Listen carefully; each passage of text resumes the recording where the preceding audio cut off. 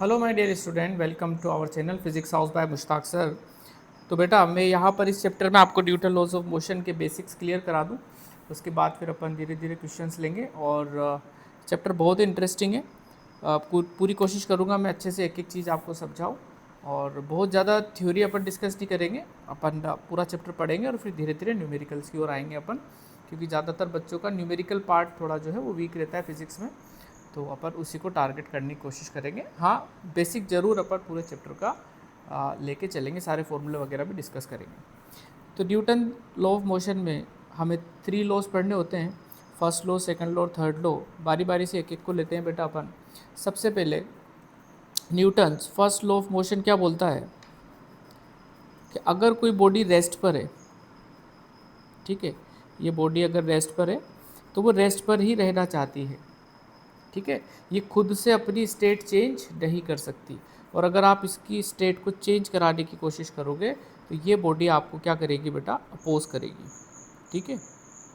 इसी तरीके से अगर कोई बॉडी यूनिफॉर्म मोशन में है तो वो यूनिफॉर्म मोशन में ही रहना चाहती है, ठीक है। अगर आप उसकी स्टेट चेंज करना चाहोगे तो वो बॉडी आपको क्या करेगी, अपोज करेगी। तो इस अपोजिशन का नाम ही क्या है, इनर्शिया, ठीक है। तो फर्स्ट लॉ आपको क्या डिफाइन करके देता है, इनर्शिया। और फर्स्ट लॉ ये बोलता है if a body is at rest then it remains at rest, और if a body is in uniform motion it remains in uniform motion until and unless an external force act on it, ठीक है। तो first law क्या define करता है बच्चों, inertia. सबने पढ़ा हुआ है हमने, कोई बहुत खतरनाक बात नहीं है। इनर्शिया, इनर्शिया क्या होता है, the tendency of the body to oppose its state of rest और स्टेट ऑफ यूनिफॉर्म मोशन, ठीक बेटा। इनर्शिया हाँ जो है वो कितने टाइप के होते हैं, 3 टाइप्स का होता है। बिल्कुल बेसिक से पर उठा के चलते हैं, सारी चीज़ों को फटाफट फटाफट कवर कर लेते हैं। Inertia of rest, inertia of motion और inertia of direction. Inertia of rest का मतलब क्या हो गया, अगर कोई बॉडी रेस्ट पर है तो वो रेस्ट पर ही रहना चाहती है और वो खुद से अपनी स्टेट को चेंज नहीं कर सकती। इनर्शिया ऑफ मोशन, अगर कोई बॉडी यूनिफॉर्म मोशन में है तो वो उसी में कंटिन्यू करना चाहेगी और खुद से अपनी स्टेट को चेंज नहीं कर पाएगी। अगर आप इसकी स्टेट चेंज करना चाहोगे तो ये बॉडी आपको अपोज करेगी। सिमिलरली इनर्शिया ऑफ डायरेक्शन, कोई बॉडी किसी पर्टिकुलर डायरेक्शन में चल रही है तो वो उसी में चलना चाहती है। अगर आप उसकी डायरेक्शन चेंज करना चाहते हो तो आपको अपोजिशन मिलने वाला है। इसके एक एक एग्जांपल ले लेते हैं अपन। जैसे इनर्शिया ऑफ रेस्ट का बहुत सिंपल सा एग्जांपल है। मान लो अपने पास एक ऐसे एक ट्रॉली है, ऐसे एक ट्रॉली है। इस ट्रॉली पे अगर मान लेते हैं अपन कोई बंदा बैठा हुआ है ऐसे, ठीक है, इस पे बंदा कोई बैठा हुआ है और ये अभी रेस्ट पर है। ट्रॉली रेस्ट पर है तो ये भाई साहब जो बैठे हुए ये भी किस पे होंगे, रेस्ट पे होंगे। अचानक से अगर ट्रॉली आगे की तरफ बढ़ने लग जाए तो इस बंदे को एक झटका महसूस होगा, किधर, पीछे की तरफ। क्यों, क्योंकि ये जनाब जो है वो ट्रॉली पे बैठे हुए हैं, ट्रॉली भी रेस्ट पर है, ये खुद भी रेस्ट पर है। जैसे ही ट्रॉली आगे की तरफ बढ़ती है तो इसका जो लोअर पोर्शन है बॉडी का वो अचानक से मोशन में आ जाता है, बट अपर पोर्शन जो है वो किस में रहना चाहता है, रेस्ट में रहना चाहता है। तो उस पर एक फोर्स फील होता है, किस तरफ, बैकवर्ड डायरेक्शन में। इसी तरीके से इनर्शिया ऑफ मोशन का एग्जाम्पल भी अपन दे सकते हैं कि ये ट्रॉली सपोज चल रही है किसी कांस्टेंट रफ्तार से और इस पर ये फिर से एक बंदा बैठा हुआ है और चलते चलते अगर अचानक से ये ट्रॉली रुक जाती है, सडनली स्टॉप हो जाती है, तो क्या होगा, ट्रॉली रुक गई तो इसके साथ ये कनेक्टेड था, ये जुड़ा हुआ था बंदा, ये भी रुक जाएगा। और क्योंकि सडनली स्टॉप हुआ है इसलिए इस पर एक जर्क फील होगा, किधर, आगे की तरफ, आगे की डायरेक्शन में इसको एक फोर्स फील होगा, क्योंकि अचानक से इसकी जो स्टेट है वो किस में आ गई, रेस्ट में आ गई, और ये किस में रहना चाहता था, मोशन में रहना चाहता था। तो ये हो गया इनर्शिया ऑफ मोशन। तो इसमें ये फील करेगा एक झटका आगे की ओर। सिमिलरली इनर्शिया ऑफ डायरेक्शन में हमने फील किया हुआ है कि अगर हम किसी कार में बैठे हुए हैं और कार जब तक सीधी चल रही है हमें कोई फोर्स फील नहीं होती, सपोज़ कार एकदम ऐसे टर्न ले लेती है अगर, तो फिर हमें बाहर की तरफ एक फोर्स फील होती है। तो ऐसा क्यों हुआ, because of inertia of direction, ठीक है। ठीक है।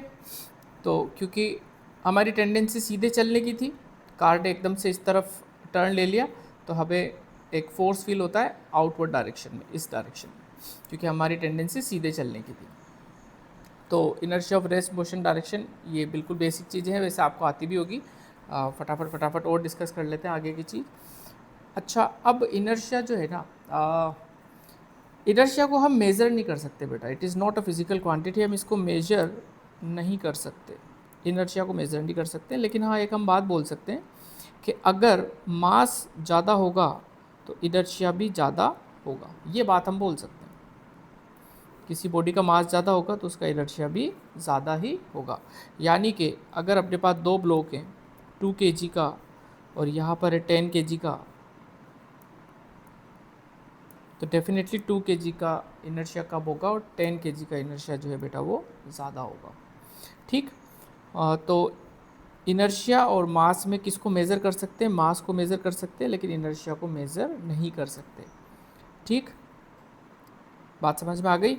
मास को मेज़र कर सकते हैं, इनर्शिया को मेज़र नहीं कर सकते। हम बता सकते हैं किसका इनर्शिया ज़्यादा होगा, किसका कम होगा, और किसका ज़्यादा होगा, जो हेवी मास होगा उसका इनर्शिया ज़्यादा होगा। ठीक है। तो फर्स्ट लॉ के बाद अब सेकंड लॉ बेसिकली फोर्स और मोमेंटम के बारे में है। तो हम सबसे पहले मोमेंटम को डिस्कस कर लेते हैं बेटा। एक्चुअल में लीनियर मोमेंटम इसको पूरा बोलेंगे हम, लीनियर मोमेंटम। तो लीनियर मोमेंटम क्या होता है? इसको हम रिप्रेजेंट करते हैं P से, और कोई भी बॉडी है अपने पास m मास की, अगर वो v वेलोसिटी से चल रही है तो इन दोनों का जो प्रोडक्ट होगा, मास और वेलोसिटी, है ना, इसी को अपन किससे रिप्रेजेंट करते हैं? लीनियर मोमेंटम से। तो P is equal to product of mass and velocity.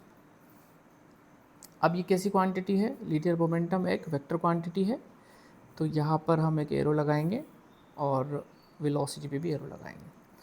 तो मोमेंटम, लीनियर मोमेंटम का फॉर्मूला क्या हुआ? m into v. कैसी क्वांटिटी है? वेक्टर क्वांटिटी है। इसकी डायरेक्शन क्या होगी? जो डायरेक्शन आपकी वेलोसिटी की होगी वही डायरेक्शन आपकी लीनियर मोमेंटम की होगी। यूनिट क्या होगी बेटा? ऐसा यूनिट की अगर बात करें, यूनिट तो हम निकाल सकते हैं बहुत आसानी से।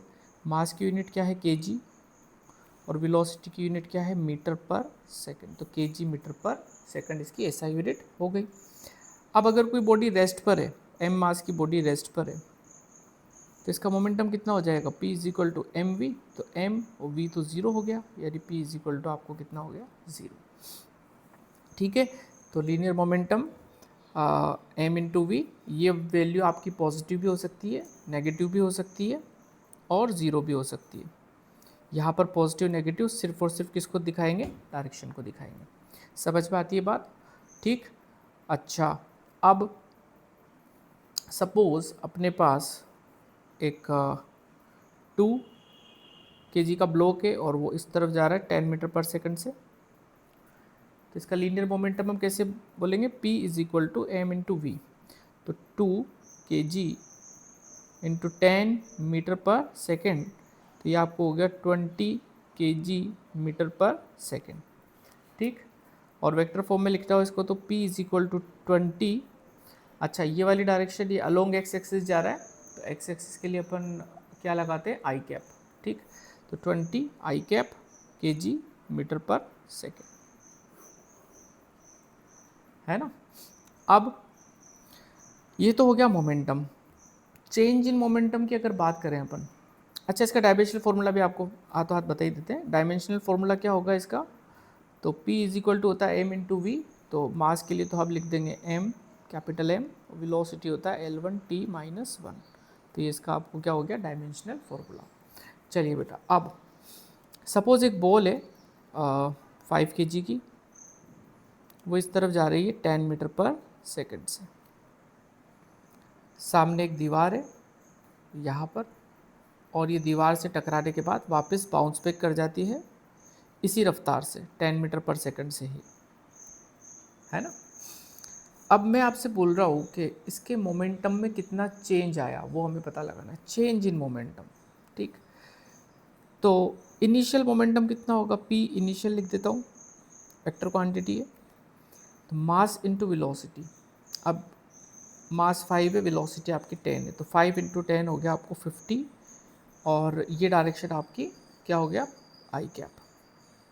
फाइनल मोमेंटम क्या होगा बेटा, final momentum P final, final momentum होगा बेटा मास इंटू वेलोसिटी, फिर से मास 5 kg है और वेलोसिटी 10 है, लेकिन अब डायरेक्शन इसकी चेंज हो गई है, पहले इस तरफ थी डायरेक्शन, अब इस तरफ हो गई है, तो हमने इस डायरेक्शन को पॉजिटिव माना है, तो ये वाली डायरेक्शन क्या हो जाएगी, नेगेटिव हो जाएगी। तो 5 इंटू 10 अगेन 50, बट डायरेक्शन क्या हो गई, इस तरफ, तो this is minus I cap, तो माइनस 50 आई कैप। तो इनिशियल मोमेंटम हो गया 50 आई कैप, यूनिट तो अपन को पता है इसी kg मीटर पर सेकंड, और फाइनल मोमेंटम आपको हो गया माइनस 50 आई कैप। अगर मैं आपसे चेंज इन मोमेंटम पूछता हूँ, चेंज इन मोमेंटम, तो डेल्टा पी हम कैसे निकालते हैं, final momentum minus initial momentum, ऐसे ही निकालते हैं। तो final momentum is minus 50 I cap, minus initial is 50 I cap, minus 50 is minus 100 I cap. तो this is change in momentum, अगर आपसे चेंज इन मोमेंटम पूछा जाए तो minus 100 I cap. Magnitude of change in momentum अगर मैं आपसे पूछता इस क्वेश्चन में, डेल्टा पी मैग्नीट्यूड वाइज पूछता, तो वो कितना आता बेटा, 100 आता, 100 आता। समझ में आती है बात, ठीक। तो मोमेंटम निकालना सीख गए, चेंज इन मोमेंटम निकालना भी सीख गए। एक और छोटा सा एग्जांपल लेते हैं। सपोज़ अपने पास एक बॉल है 1 kg की, और ये 10 मीटर पर सेकंड से इस तरफ जा रही है अलोंग द एक्स एक्सिस। एक बैट्समैन ने इसको हिट किया, और हिट करने के बाद ये जो है बॉल हमारी 10 मीटर पर सेकंड से ही जाने लग गई, लेकिन अब इस तरफ जाने लग गई, ठीक है। एक्स वाई में बना देता हूँ, this is x, this is why. तो यहाँ पर अलोंग द वाई एक्सिस ये आपको अब जाने लग गई। पहले बॉल ऐसे आ रही थी, यहाँ पे इसको किसी बैट से हिट किया गया, और हिट करने के बाद यहाँ पर जैसे बॉल आई हमारी, बैट ने इसको हिट किया, ठीक है, और हिट करने के बाद इसकी डायरेक्शन ऐसी हो गई। अब मैं आपसे बोल रहा हूँ, बताओ इसका चेंज इन मोमेंटम कितना होगा, और जो रफ्तार है वो अभी भी इसकी 10 मीटर पर सेकंड ही है, यानी केवल डायरेक्शन में चेंज हुआ, और वेलोसिटी का मैग्नीट्यूड सेम है। तो इसमें मोमेंटम का चेंज कितना हुआ, ये छोटी छोटी बातें देखो अपन सीखते हैं इससे, इनको फिर आगे अप्लाई करेंगे अपन। तो इनिशियल मोमेंटम कितना हुआ, ये एक्स एक्सिस के अलोंग जा रहा है, तो आई कैप लग जाएगा, तो 1 into 10 that is 10 i cap. अच्छा, ये अब आपको जा रहा है किस तरफ, देखिए ज़रा, दिस इज़ माइनस वाई, है ना, ये आपको प्लस वाई होता है, तो ये वाला क्या होता है, माइनस वाई, तो प्लस जे माइनस जे, तो माइनस वाई डायरेक्शन के अलोंग जा रहा है, तो दिस इज पी फाइनल कितना हुआ, mass into velocity that is 10, but direction is minus J cap. तो अगर मैं आपसे पूछूं कि बताओ चेंज इन मोमेंटम कितना हुआ, तो delta p vector is equal to p final minus p initial. अच्छा, तो पी फाइनल कितना हुआ, माइनस 10 जे कैप, और p initial minus 10 i cap, this is delta p vector. बेटा मैं अगर इसका मैग्नीट्यूड पूछता आपसे कि चेंज इन मोमेंटम का मैग्नीट्यूड कितना हुआ, तो फिर हम डेल्टा पी मैग्नीट्यूड इसका हम निकालते कैसे, रूट पता होना चाहिए आपको, आई कैप के कोफिशिएंट का स्क्वायर प्लस जे कैप के कोफिशिएंट का स्क्वायर, तो किसी भी वेक्टर का मैग्नीट्यूड हम ऐसे ही निकालते हैं।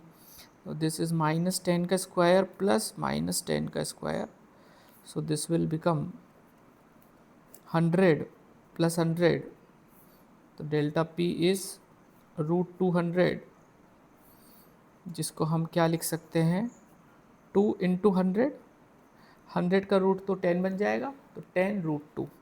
तो डेल्टा पी मैग्नीट्यूड अगर मैं आपसे पूछता, तो ये आपको बनता 10 root 2 kg metre per second. तो हमें चेंज इन मोमेंटम निकालना अच्छे से आना चाहिए, क्योंकि जो हम फोर्स पढ़ेंगे तो उसमें हम चेंज इन मोमेंटम का ही इस्तेमाल करेंगे, ठीक है। तो ये सब बातें समझ में आई। अब थोड़ा सा अपन एक ऐसा एग्जांपल ले लेते हैं जिसमें हमें कंपोनेंट वगैरह भी करने पड़ेंगे। ध्यान से समझते हैं। तो अपने पास क्या है बेटा कि एक ऐसे वॉल है, यहाँ पर एक दीवार है और एक बॉल है m मास की, वो v रफ्तार से ऐसे आ रही है और ऐसे इस वॉल को हिट करती है थीटा एंगल पे, लाइक दिस। और ये हिट करने के बाद रिफ्लेक्ट बैक हो जाती है इतने ही एंगल पे। तो ये यहाँ पर दीवार से हिट करने के बाद वही m मास की बॉल है और v रफ्तार से ही अब इस तरफ जा रही है।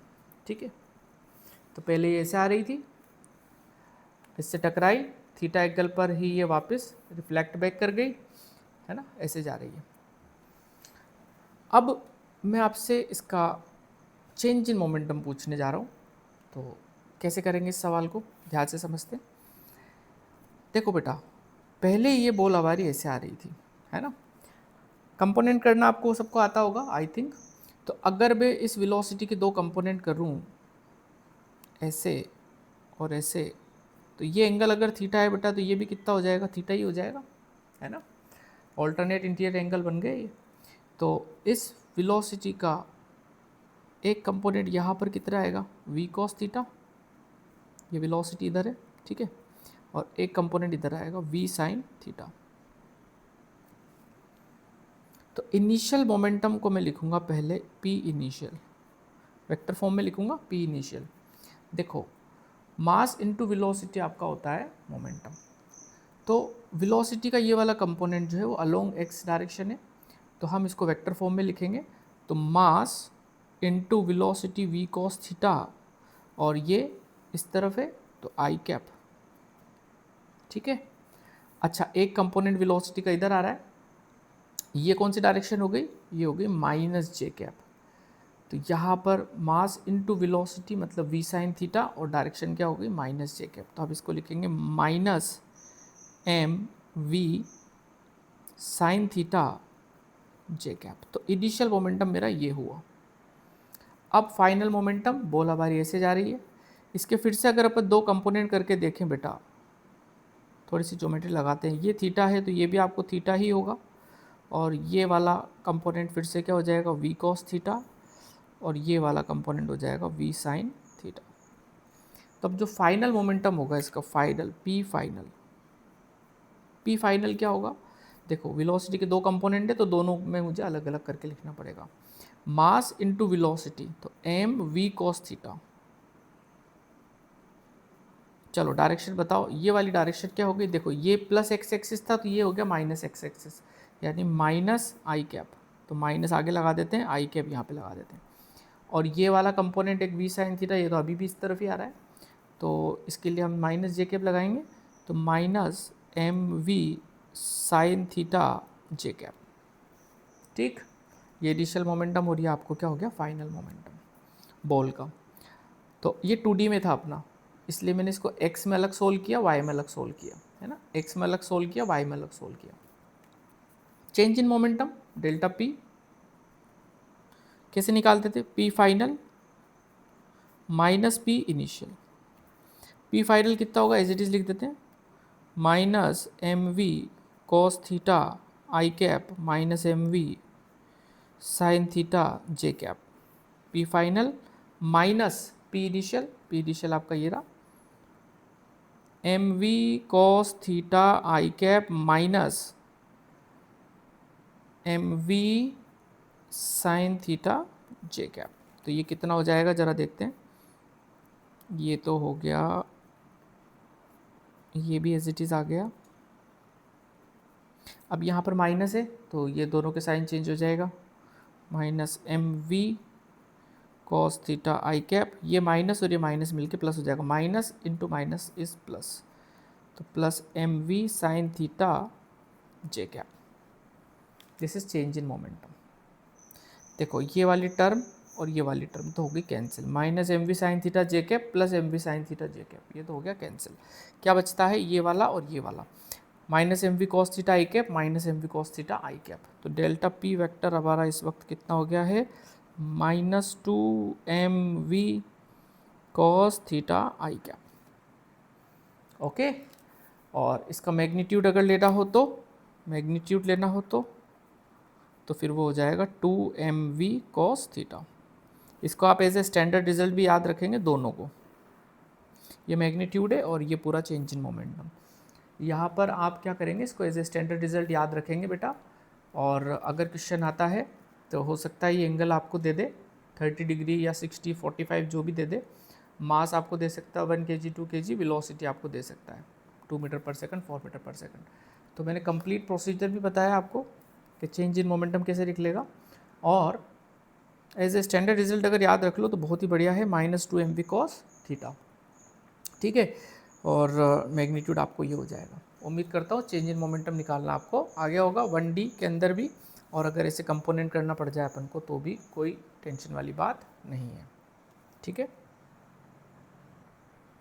चलिए मोमेंटम अपन ने सीख लिया। अब न्यूटन सेकंड लॉ पे आते हैं अपन, सेकंड लॉ ऑफ मोशन पे आते हैं। सेकंड लॉ ऑफ मोशन क्या बोलता है, ये किसी भी बॉडी पर जो फोर्स है, external force, it is directly proportional to rate of change of momentum, rate of change of momentum, या लीनियर मोमेंटम में पूरा, बट अभी मोमेंटम ही लिख रहा हूँ मैं आपको। फोर्स, नेट फोर्स या external force on a body is directly proportional to rate of change of its momentum. तो यहाँ पर हम लिखेंगे f external is proportional to rate of change of momentum को हम कैसे लिख सकते हैं, d p by d t. ये डी पी हो गया change in momentum, d t हो गया टाइम, तो ये पूरा क्या बन गया, rate of change of momentum. यहाँ पर अगर हम प्रोपोर्शनलिटी का साइन हटाते हैं तो कांस्टेंट इंट्रोड्यूस करेंगे k d p by d t. K की वैल्यू एक्सपेरिमेंटली हम 1 लेके आ जाते हैं, तो एफ एक्सटर्नल का सिंपल अपने पास फॉर्मूला क्या बनता है, d p by d t. Vector form में लिखेंगे तो ऐसे हो जाएगा। तो external force is d p by d t, rate of change of momentum. अब यहाँ से इसको थोड़ा सा अपन समझते हैं ध्यानपूर्वक कि इसको कैसे लिखा जा सकता है ना। Please pay attention everybody. यहाँ पर 2 केस बनते हैं,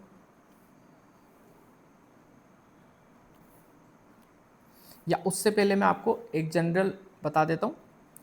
तो देखो, force is d p by d t,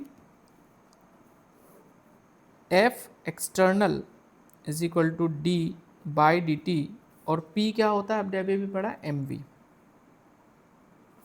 तो हमने इसको ऐसे लिख दिया, d m v by d t. अब अगर आपको डिफरेंशिएशन का प्रोडक्ट रूल आता है तो आप उसको यहाँ पे लगाइए। तो इफ इसी फॉर्मूले को हम क्या लिख सकते हैं, देखो प्रोडक्ट रूल में लगा रहा हूँ, यहाँ पे 2 वेरिएबल हैं एम और वी।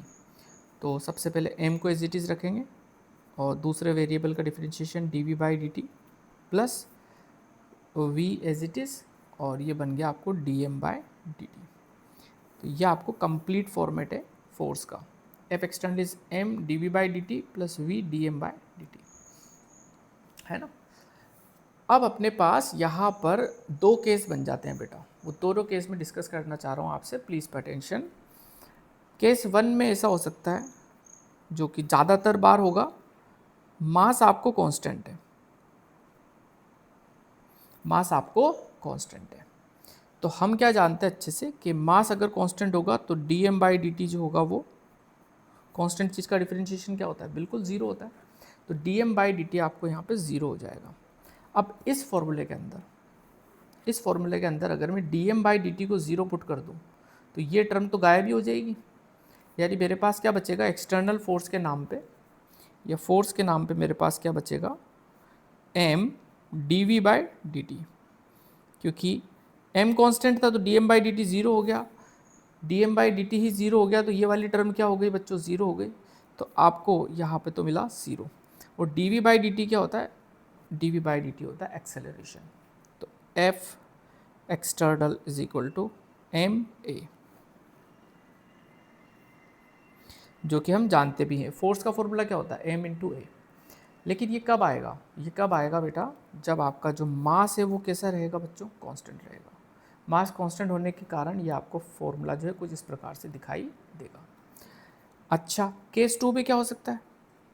ज़्यादातर सवाल तो इसी पे आते हैं अपने F = mm, लेकिन हमें बात तो पूरी समझनी पड़ेगी ना कि चल क्या रहा है आखिरकार।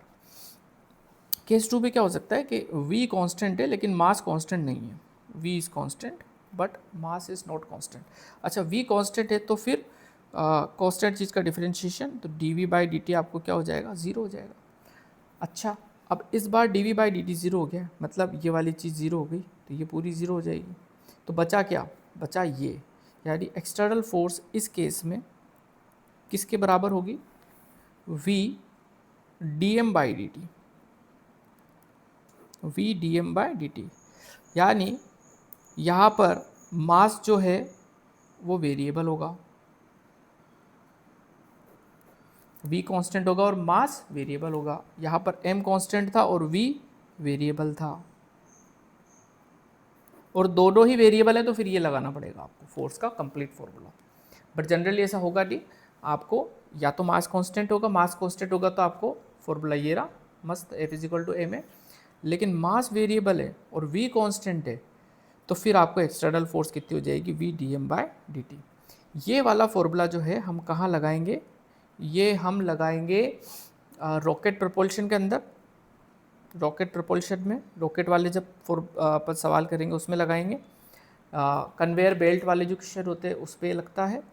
इसके अलावा इस तरीके के भी सवाल हो सकते हैं कि कोई मास है, एक पाइप है अपने पास, इस पे से पानी बाहर आ रहा है और इस मास को हिट कर रहा है, तो बताओ इस पर कितनी फोर्स वो लगा रहा है। तो ऐसे सारे सवाल जहाँ पर मास वेरिएबल होगा, मैं एक अलग सेक्शन लूँगा पूरा, उसमें आपको अच्छे से सारे क्वेश्चन वगैरह करके दिखाऊंगा। तो जहाँ पे मास वेरिएबल होगा बेटा वहाँ पर आपको ये फॉर्मूला लगाना है, जहाँ पे मास कांस्टेंट होगा वहाँ पे तो सिंपल ma वाला काम अपना कर जाएगा, और कंप्लीट आपको ये है ना। ठीक है, यहाँ तक की बात आई समझ में? आगे समझते हैं। अभी अपन इधर वाले सेक्शन पे फोकस करते हैं। केस 2 जो है वेरिएबल मास वाला, उसको मैं अलग से ही डील करूँगा पूरा, उसमें क्या क्या क्वेश्चन बन सकते हैं वो सब आपको सिखाएंगे। पहले आप थोड़ी सी थ्योरी इसकी जान लो कि चल क्या रहा है। ओके बेटा, तो अभी हम वापस से F = ma पे ही आ जाते हैं। इस पे थोड़ी सी बात करते हैं जिसमें मास कांस्टेंट रहेगा। हमारे ज़्यादातर सवाल में तो यही फॉर्मूला काम करेगा बेटा, है ना। चलिए, अब F = ma में हमें ये समझना है कि ये नेट फोर्स होता है, नेट एक्सटर्नल फोर्स। क्या मतलब हुआ इस बात का, समझते हैं 3-4 एग्जाम्पल ले से। तो जैसे अपने पास सबसे सिंपल केस तो ये है कि 10 kg का एक बॉक्स है, उस पर एक फोर्स लग रही है एक्सटर्नल फोर्स, और ये है मान लो 50 न्यूटन की। और मैं आपसे पूछ लूँ बताओ इस ब्लॉक का एक्सेलरेशन क्या होगा? ऐसे रखा हुआ है ये। तो F = a में एक ही फोर्स लग रही है इसके ऊपर, एक्सटर्नल फोर्स, है ना। तो F की जगह मैंने लिखा 50 = मास इंटू एक्सेलरेशन, तो ये आपको हो जाएगा 50/10, ये आपको बन गया 5 मीटर/सेकंड स्क्वायर, इतना एक्सेलरेशन इस पे हुआ। ठीक, सपोज सेम अपने पास बॉक्स है, सेम बॉक्स है ऐसे 10 kg का। अब की बार इस पे दो फोर्सेस लग रही है, 15 न्यूटन इधर और 10 न्यूटन इधर। अब मैं आपसे बोल रहा हूँ कि बताओ इस ब्लॉक का एक्सेलरेशन क्या होगा। तो देखो 15 राइट साइड लग रही है, 10 लेफ्ट साइड लग रही है, तो नेट फोर्स कितनी हुई? फोर्सेस अपोजिट है, तो नेट फोर्स आपको अगर अपोजिट डायरेक्शन में होती है तो हम क्या करते हैं? सब्ट्रैक्ट कर देते हैं। तो नेट फोर्स होगी 15 - 10, तो नेट एक्सटर्नल फोर्स जो हम बोलेंगे, आप बोलेंगे 5 न्यूटन। ठीक है, अच्छा, अब net force is equal to क्या होता है? एम ए, तो f net is equal to m a. चलो भाई रखो वैल्यू, एफ की वैल्यू 5, नेट फोर्स की वैल्यू 5, मास आपको 10, ए हमें निकालना है, दिस इज 5/10, तो ये आपको कितना हो गया बेटा? 1/2, मतलब 0.5 मीटर/सेकंड स्क्वायर एक्सेलरेशन इसका हो गया। समझ में आई बात? अच्छा, अब देखो और देखो, सपोज एक हॉरिजॉन्टल फ्लोर है ऐसा हमारे पास बढ़िया सा, उस पर यही बॉक्स है 10 kg का। अब की बार फोर्स ऐसे लग रहा है बेटा, और ये फोर्स से आपको सपोज 100 न्यूटन है, और ये हॉरिजॉन्टल से कुछ एंगल पे आपको फोर्स लग रहा है इस वक्त। सपोज ये हॉरिजॉन्टल से लग रहा है, मान लो मैं तो कह रहा हूँ 60 डिग्री पे। अब मैं आपसे बोल रहा हूँ कि बताओ इसका एक्सेलरेशन क्या होएगा। ठीक, अब देखो इस फोर्स के हम दो कंपोनेंट करते हैं, एक तो एक्स एक्सिस के अलोंग और एक वाई एक्सिस के अलोंग। कंपोनेंट करना सबको आते होंगे, इतना मुझे उम्मीद है। तो यहाँ पर अगर मैं इस फोर्स का हॉरिजॉन्टल में कंपोनेंट करूँ तो वो क्या हो जाएगा, एफ कॉस थीटा, और वर्टिकल पे करूँ तो एफ साइन थीटा। एफ कितना है 100, थीटा कितना है 60। तो हॉरिजॉन्टल में फोर्स कितनी लग रही है, हॉरिजॉन्टल में हम लिख देते हैं F x, F cos 60। F x क्या हो जाएगा, एफ की वैल्यू तो 100, कॉस 60 की वैल्यू 1/2 तो 50। तो एक्स डायरेक्शन में क्या फोर्स लगी, 50 न्यूटन। सिमिलरली वाई डायरेक्शन पे क्या फोर्स लगी इस पे, तो हम लिखेंगे एफ वाई को क्या लिख सकते हैं, एफ वाई को क्या लिख सकते हैं, एफ साइन 60। तो एफ वाई आपको हो गया 100 साइन 60 √3/2, दैट इज 50। तो ये हो गया 50√3 न्यूटन। यानी इस बॉक्स पे जो ये फोर्स थी ना एफ, इसके दो टुकड़े हमने किए, तो एक तो एफ कॉस 60, एक एफ साइन 60। और भी फोर्सेस इस पे लग रही हैं, एम जी भी लग रहा है इस पे और नॉर्मल फोर्स भी लग रहा है, बट वो अलोंग द वर्टिकल लग रहा है ना। हॉरिजॉन्टल पे केवल एक ही फोर्स लग रहा है, ये वाला, जो इस ब्लॉक को आगे बढ़ा सकता है। अभी फ्रिक्शन नहीं हम मान के चल रहे हैं, फ्रिक्शनलेस सरफेस है। तो बेटा इस ब्लॉक को आगे बढ़ाने की जिम्मेदारी किसकी है, इसकी है ना। ये ब्लॉक हमारा ऊपर या नीचे तो जा नहीं रहा है, ये किधर जा रहा है, एक्स डायरेक्शन पे जा रहा है। तो हम इसी फॉर्मूले को कैसे लिखेंगे, ध्यान से, जिधर एक्सेलरेट ये कर रहा है बेटा उस तरफ, यानी एफ नेट एक्स डायरेक्शन में is equal to m a x, ऐसे लिखेंगे इसको। एक्स डायरेक्शन के अलोंग एक्सेलरेशन और एक्स डायरेक्शन के अलोंग नेट फोर्स। ठीक, वाई डायरेक्शन में आपको लग रहा होगा कि ऊपर एक फोर्स लग रही है और कोई फोर्सेस लग रही नहीं, लग रही है बेटा। एक इसका वेट लग रहा है एम जी नीचे की तरफ, है ना, ग्रेविटी फोर्स लग रही है। एक नॉर्मल फोर्स लग रही है ऊपर की तरफ। अभी नॉर्मल फोर्स मैंने पढ़ा ही नहीं है, इस वजह से मैं उसको डिस्कस नहीं करना चाह रहा हूँ, मैं आगे लेक्चर में लूँगा इसको। अभी हम ये मान के चल रहे हैं कि इस फोर्स के कारण ये जो ब्लॉक है वो आगे की तरफ एक्सेलरेट कर रहा है। तो इसी फॉर्मूले को मैं कैसे लिखूँगा, f net x is equal to m a x. अब एफ एक्स की वैल्यू कितनी आ गई बेटा, ये हमने कैलकुलेट कर ली थी 50।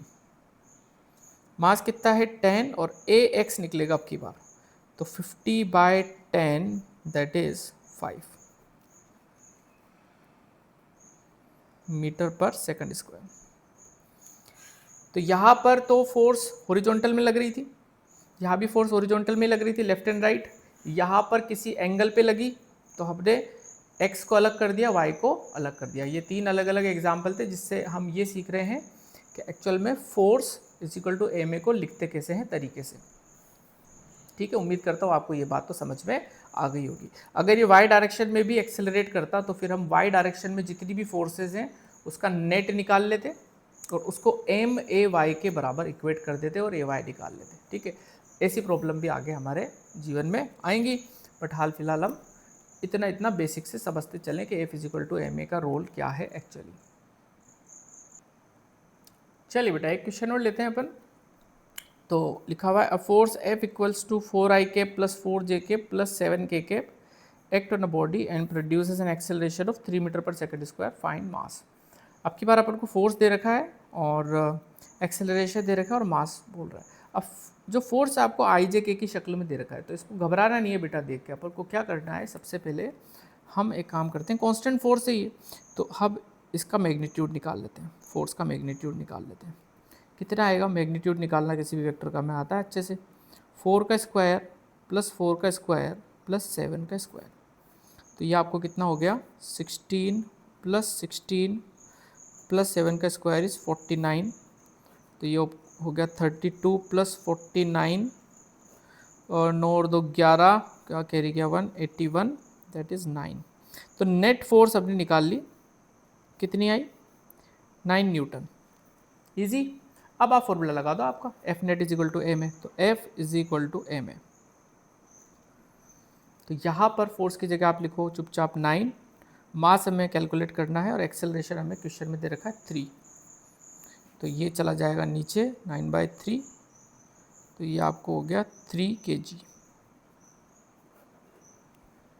इजी। तो इस तरीके से भी अगर क्वेश्चन आ जाए वेक्टर फॉर्म में आपको फोर्स दे दे, तो हम क्या करेंगे, सबसे पहले हम मैग्नीट्यूड निकाल लेंगे इसका और एफ इजिकल टू एम में इसको सजा देंगे, फिर से एम निकाल लेंगे। ठीक है साहब। और देखो आपको फोर्स पे किस तरीके के क्वेश्चन मिल सकते हैं, अलग अलग वैरायटी के। आपको ऐसा भी क्वेश्चन आ सकता है कि सपोज एक मास है 5 kg का और उसका वेलोसिटी टाइम ग्राफ आपको दे दें। ठीक है, कुछ इस प्रकार से देखिएगा, यहाँ पर है वेलोसिटी, यहाँ पर है time. Velocity metre per second में है, टाइम आपको सेकंड में, और ग्राफ आपका है कुछ ऐसा दे दिया। ठीक है, और कुछ वैल्यूज़ भी हैं, ये आपको सपोज़ 6 है और ये है कुछ भी ले लेते हैं 18 ले लेते हैं। अब आपको मैं बोल रहा हूँ कि जो बॉडी है उस पर फोर्स कितनी लग रही है बताइए ज़रा आप। ठीक, तो मास दे रखा है और आपको एक वीटी ग्राफ दे रखा है। चलिए साहब, तो ग्राफ रीड करना आता है आपको मेरे हिसाब से, बहुत सिंपल सी बात है। अगर वीटी ग्राफ यहाँ से चालू हो रहा है ओरिजिन से, तो इसका मतलब इनिशियल वेलोसिटी जो है वो 0 है, यानी हम क्या समझ पा रहे हैं ग्राफ देख के, u जो है वो है 0। फाइनल वेलोसिटी जो है वो कितनी है, यहाँ पे दे दी 18, तो v आपको हो गया 18। कितने समय में हो गया ये, 6 सेकंड के अंदर, तो t आपको हो गया 6। चलो यूनिट भी लिख देता हूँ। ठीक, 6 सेकंड। अब उससे फोर्स पूछ रहा है, तो देखो फोर्स का फॉर्मूला क्या होता है, ma, बहुत ही बेसिक। अब मास गिवन है, क्या ए गिवन है, क्या ए गिवन नहीं है, तो ए निकाल सकते हैं हम, बिल्कुल निकाल सकते हैं हम। फर्स्ट इक्वेशन लगाते हैं यहाँ पे, वो v is equal to u plus 80, तो v की वैल्यू हो गई 18, u आपको 0, a हमें पता लगाना है और t कितना है 6, तो हो गया 18/6। तो यहाँ पर a निकल के आ रहा है 3 metre per second square.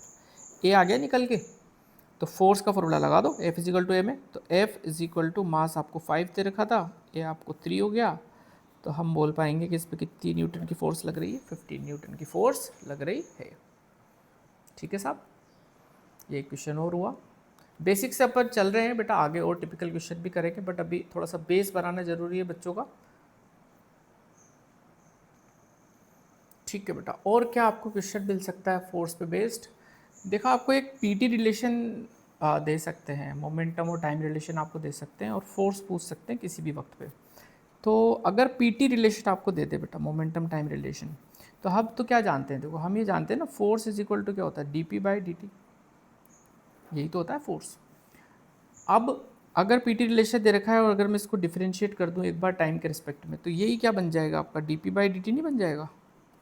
Differentiation आपको आना चाहिए, टी के रेस्पेक्ट में डिफरेंशिएशन कर देते हैं अपन, तो 3 तो कांस्टेंट है, टी क्यूब का करेंगे डिफरेंशिएशन तो कितना हो जाएगा 3t², फिर से 5 कांस्टेंट है, टी स्क्वायर का करेंगे तो 2t, तो ये dp/dt ही आपका क्या बन गया बेटा, फोर्स बन गया। तो ये आपको हो गया 9t² + 10t। अब आपको बोल रहा है कि फोर्स निकालो 1 सेकेंड पे, तो बस टी की जगह 1 रख दो, तो फोर्स एट 1 सेकेंड इज 9 × 1 का स्क्वायर प्लस 10 × 1, तो ये हो गया 9 + 10 दैट इज़ 19 न्यूटन। तो इस प्रकार के क्वेश्चन भी आपको पीटी रिलेशन आपको दे सकते हैं। ठीक है, और देखो समझो, अगर आपको P वर्सेस T का ग्राफ दे रखा है, ट्राई टू अंडरस्टैंड, तो dp/dt क्या हो गया, बेसिकली स्लोप नहीं हो गया, स्लोप हो गया। ठीक है, थोड़ी सी मैथ्स आपकी अच्छी होनी चाहिए बेटा। dp/dt क्या हो जाएगा, स्लोप नहीं हो जाएगा p और t का। तो अगर pt ग्राफ आपको दे दे और किसी पॉइंट पे फोर्स पूछ ले, जैसे ये पॉइंट मैंने दिया a, और मैं आपसे पूछ रहा हूँ कि बताओ फोर्स बताओ a पॉइंट पे कितनी लग रही है, तो फोर्स का मतलब क्या हो गया, dp/dt, और dp/dt क्या होता है, स्लोप होता है। तो स्लोप कैसे निकालते हैं अपन किसी पॉइंट पे, यहाँ पे हम एक टेंजेंट बनाएंगे ऐसे। ठीक, तो ये टेंजेंट जो होगा बेसिकली ये स्लोप हो गया। तो इस स्लोप के लिए निकाल लेंगे। मान लो ये एंगल अगर कुछ आता है थीटा, तो d p by d t is equal to क्या हो जाएगा, टेन थीटा हो जाएगा। Slope is equal to tan theta होता है। तो हमें क्या ध्यान रखना है, पी टी कर्व अगर दे दे और किसी इंस्टेंट पर आपसे अगर फोर्स पूछ ले, तो बेसिकली हमें यहाँ पे एक टेंजेंट डाल लेनी है और यहाँ पे स्लोप निकालना है। D p by d T slope होगा और टेन थीटा के बराबर हो जाएगा और वही हमारी क्या हो जाएगी, फोर्स हो जाएगा इस वक्त। ठीक है, चलिए। तो ये कुछ बातें अपन ने सेकंड लॉ की सीखी। बहुत कुछ है अभी सिखाने के लिए, तो बने रहिएगा चैनल पे बेटा। और आपको बहुत बहुत इम्प्रूवमेंट लगेगा आपकी फ़िज़िक्स में कुछ समय के बाद। ठीक है, तो शेयर कीजिए अपने दोस्तों को भी, और कोशिश करूँगा पूरा अच्छे से आपको एक एक वैरायटी के क्वेश्चन में कराऊँ आगे भी। चलिए बेटा, मिलते हैं नेक्स्ट वीडियो में। टाटा बाय बाय, टेक केयर।